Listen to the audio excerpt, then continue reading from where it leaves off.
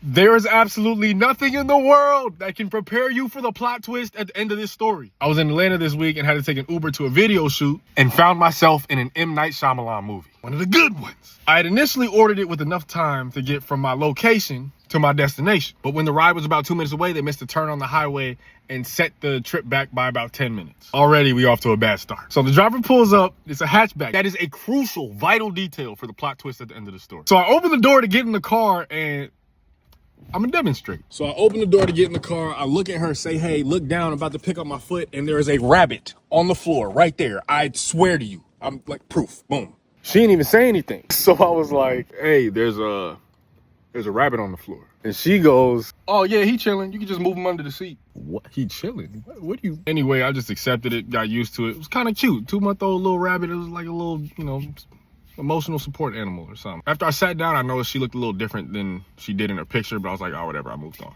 And during the ride, I just started, to be kind, start asking her questions, getting to know who she is, ask her about her life. So how long you been in Atlanta? About 4 months. Oh, word, not that long. What brought you out here?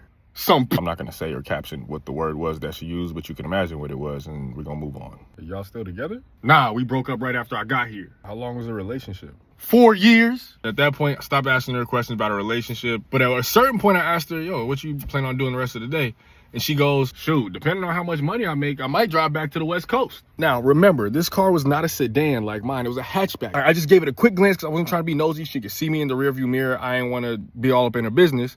But I really quickly noticed there was like one small carry-on suitcase, like a roller bag, maybe 1 or 2 duffel bags, a couple other miscellaneous items, and that was about it. But it was nowhere near a packed car, like for somebody who might be getting ready to move their life back over to like across the country. So as we're finally pulling into the parking lot, I decided to open up the app again because I couldn't remember her name and I wanted to thank her by name. And it was at this point I realized, yeah, she really doesn't look like her profile picture at all. That's strange, but whatever. Her name was there, so it is what it is. So I said, I appreciate the ride, Tasha. It was nice talking to you. Oh, that's not my name. That's my girl's name. My name, Brick. Oh, okay. I did notice the picture didn't really look like you.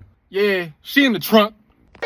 If only I had the words to describe to you how fast my heart started beating and my mind started racing. As I slowly turn my neck and lift my head up over the back of the seat, I see a hand shoot up and wave at me. My heart rose back up into its proper place in my body because I became aware that Tasha was not deceased. Now, a lot of you are probably thinking, did I ask if she was okay? Honestly, no. Because I had other questions. Why is she in the back of the car? Why didn't they tell me she was in the back of the car? Why did they choose to tell me that she was in the back of the car now as I'm about to get out of the car?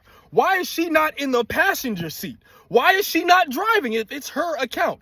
Are they still in a relationship? Is she going back to LA with her? Why is this whole situation funny to them? Because they both laughing and I'm the one sitting here like, what is going on? Mind you, where my head was at pulling into that parking lot is, dag, I'm running late. I need to get inside as soon as possible. So when all this started happening, I got incredibly flustered. My brain did not have enough processing power to thoroughly examine the situation in real time.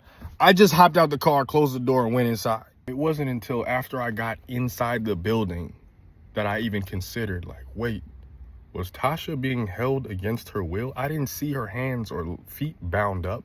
I have no idea what the situation was, y'all. So yeah, I forgot a rabbit was in the car.